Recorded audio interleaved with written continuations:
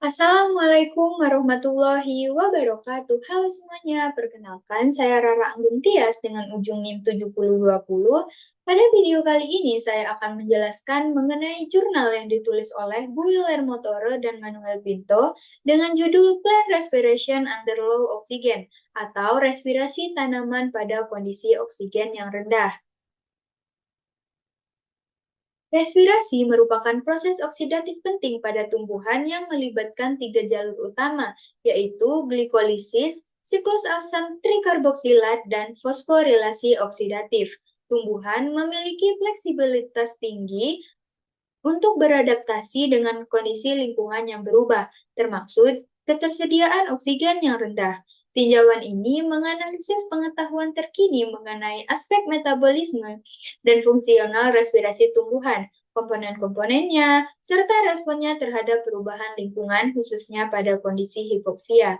Dibahas pula peran respirasi dalam sintesis senyawa baru, pemeliharaan molekul dan struktur sel, serta fungsinya di bawah berbagai jenis tekanan lingkungan. Tinjauan ini juga membahas jalur metabolisme alternatif yang diaktifkan pada tumbuhan saat ketersediaan oksigen terbatas, seperti fermentasi etanol, laktat, dan alanin. Pemahaman mendalam tentang mekanisme adaptasi respirasi tumbuhan terhadap stres abiotik penting untuk pengembangan strategi peningkatan toleransi tanaman terhadap cekaman lingkungan. Latar belakang penelitian. Bagian ini memberikan gambaran tentang masalah yang sedang diteliti, mencakup perkembangan pengetahuan sebelumnya, kekosongan atau celah yang ada dalam penelitian sebelumnya, dan pentingnya topik tersebut.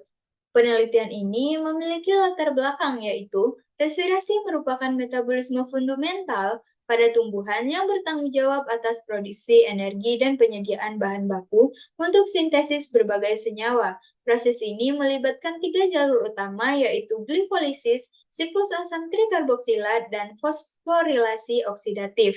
Meskipun respirasi telah banyak dipelajari, mekanisme pengaturan dan pengendalian masih perlu penjelasan lebih lanjut. Tumbuhan sebagai organisme autotrofik memiliki karakteristik unik dalam proses respirasinya. Mereka menunjukkan plastisitas metabolisme yang tinggi, memungkinkan adaptasi terhadap berbagai kondisi lingkungan, termasuk stres abiotik seperti kekurangan oksigen. Fleksibilitas ini memungkinkan tumbuhan untuk memodifikasi jalur respirasi konvensional guna mempertahankan produk energi dan fungsi seluler penting lainnya. Penelitian terkini telah mengungkapkan kompleksitas tanaman dalam respirasi tumbuhan, termasuk penemuan jalur alternatif seperti siklus GABA dan gliksilat, serta protein seperti oksidase alternatif dan protein tak berpasangan yang terlibat dalam respon terhadap stres. Selain itu, pemahaman tentang peran respirasi dalam aklimatasi terhadap berbagai jenis stres abiotik yang terus berkembang. Selanjutnya ada tujuan penelitian. Penelitian ini memiliki beberapa tujuan. Yang pertama ada menganalisis keadaan terkini pengetahuan tentang respirasi tumbuhan, baik dari segi metabolisme maupun sudut pandang fungsional. Yang kedua, melakukan analisis komparatif jalur metabolisme utama respirasi aerobik pada hewan dan tumbuhan. Yang ketiga, mengkaji kemajuan pengetahuan terkini tentang fungsi respirasi pada tumbuhan di luar peran tradisionalnya sebagai pembangkit energi. Yang keempat, membahas peran respirasi dalam sintesis senyawa baru dan dalam pemeliharaan molekul dan struktur sel tumbuhan. Yang kelima, menganalisis fungsi respirasi tumbuhan di berbagai jenis tekanan lingkungan dengan penelitian khusus pada kondisi kekurangan oksigen. Selanjutnya, ada menjelaskan respon berbagai sistem respirasi anaerobik terhadap pembatas oksigen pada tumbuhan. Mengkaji fungsi jalur metabolisme alternatif yang diaktifkan pada tumbuhan saat oksigen dibatasi, seperti pada kondisi hipoksia. Dan yang terakhir ada memberikan pemahaman yang lebih mendalam tentang mekanisme adaptasi respirasi tumbuhan terhadap stres abiotik, khususnya dalam kondisi kekurangan oksigen. Selanjutnya ada metodologi penelitian. Pada penelitian ini digunakan beberapa metodologi. Yang pertama ada tinjauan literatur dan analisis komparatif. Tinjauan literatur dan analisis komparatif ini melakukan penelusuran komparatif terhadap literatur ilmiah terkini tentang respirasi tumbuhan, mengumpulkan dan menganalisis artikel-artikel penelitian, tinjauan, dan studi eksperimental yang relevan dari berbagai sumber terpercaya seperti jurnal ilmiah, buku teks, dan database online. Selanjutnya ada sistem sintesis informasi, mengintegrasikan temuan dari berbagai studi untuk memberikan gambaran penyuluruhan tentang respirasi tumbuhan, mengelompokkan informasi berdasarkan tema-tema utama seperti jalur metabolisme, regulasi enzim, respon terhadap stres, dan adaptasi terhadap kondisi hipoksia. Yang keempat ada evaluasi kritis, yaitu menilai kekuatan dan keterbatasan studi-studi yang dianalisis, mengidentifikasi kesenjangan dalam pengetahuan saat ini dan area yang memerlukan penelitian yang lebih lanjut. Selanjutnya itu fokus pada studi kasus, menganalisis studi-studi spesifik yang meneliti respon respirasi terhadap berbagai jenis stres, terutama pada kondisi kekurangan oksigen. Selanjutnya itu ada analisis jalur metabolisme alternatif, yaitu mengkaji literatur yang membahas jalur metabolisme alternatif yang diaktifkan pada tumbuhan saat oksigen terbatas. Selanjutnya ada konsultasi ahli, yaitu jika memungkinkan berkonsultasi dengan para ahli di bidang fisiologi tumbuhan untuk mendapatkan wawasan tambahan dan validasi interpretasi.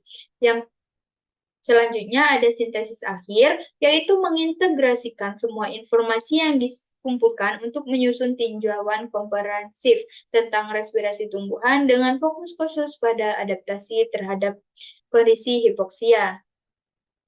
Yang terakhir ada penarikan kesimpulan, yaitu merumuskan kesimpulan berdasarkan analisis yang dilakukan dan mengidentifikasi implikasi untuk penelitian masa depan.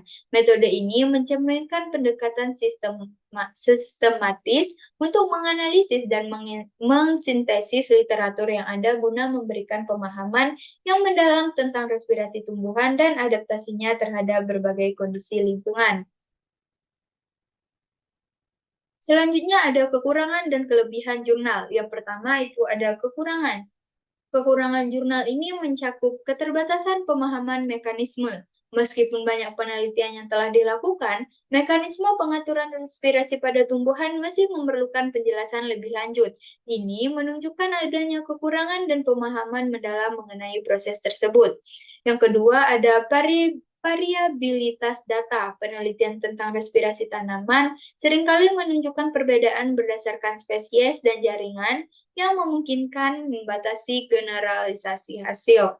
Yang ketiga, ada pengaruh lingkungan yang belum terbukti. Banyak faktor lingkungan yang mempengaruhi respirasi seperti suhu dan salinitas mungkin belum sepenuhnya dieksplorasi dalam konteks yang lebih luas.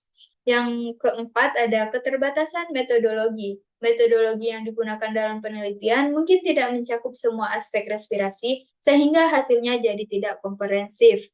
Yang terakhir ada kekurangan data longitudinal. Penelitian yang hanya mengambil data pada suhu titik waktu mungkin tidak mencerminkan dinamika respirasi tanaman dalam jangka waktu yang panjang.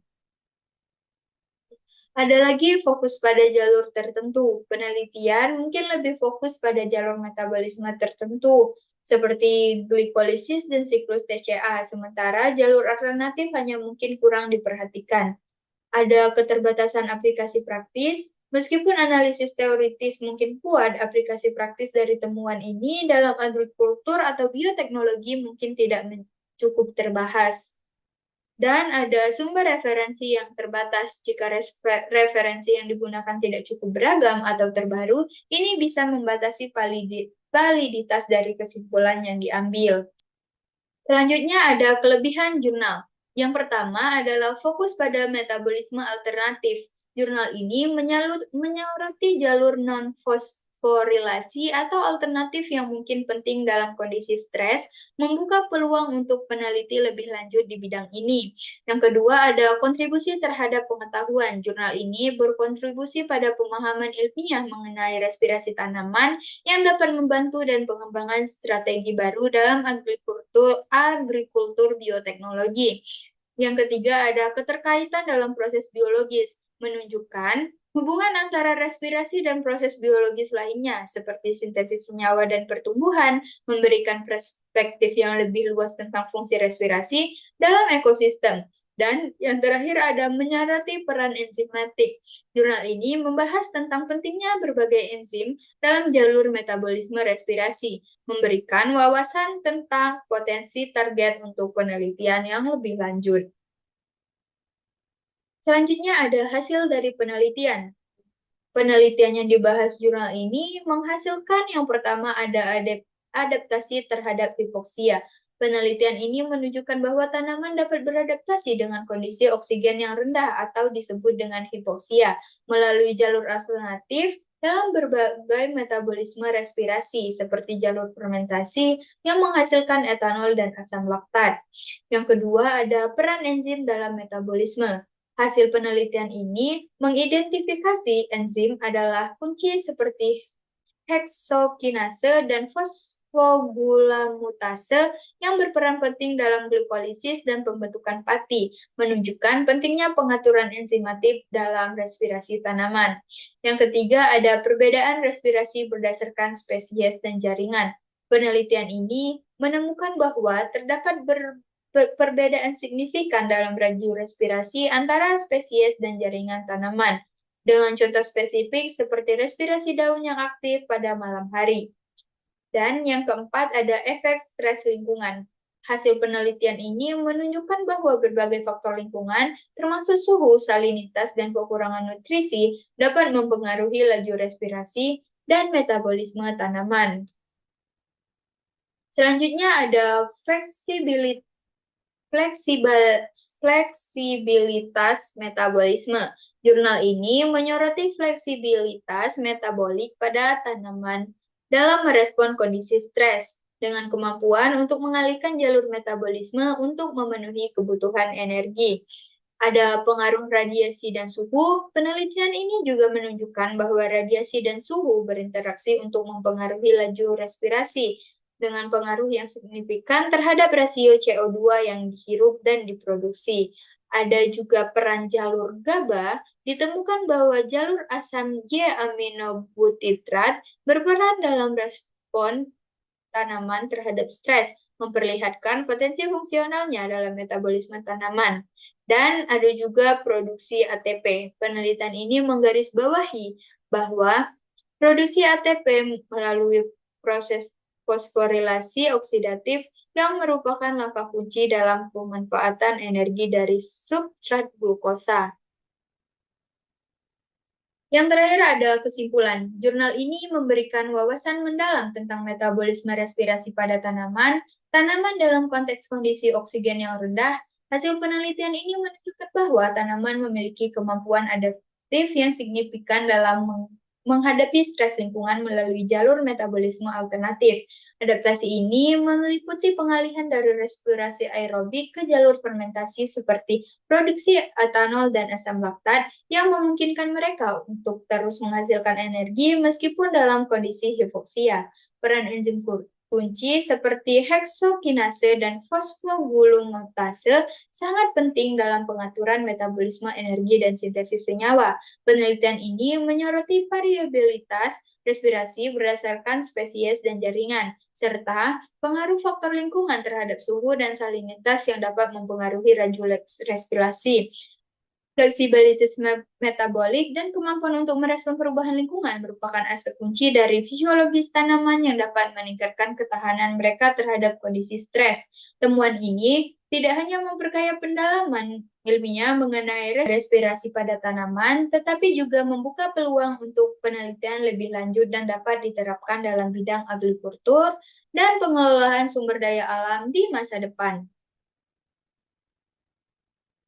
Mungkin itu saja yang dapat saya sampaikan mengenai jurnal yang saya bahas. Apabila ada salah-salah kata saya mohon maaf. Wassalamualaikum warahmatullahi wabarakatuh.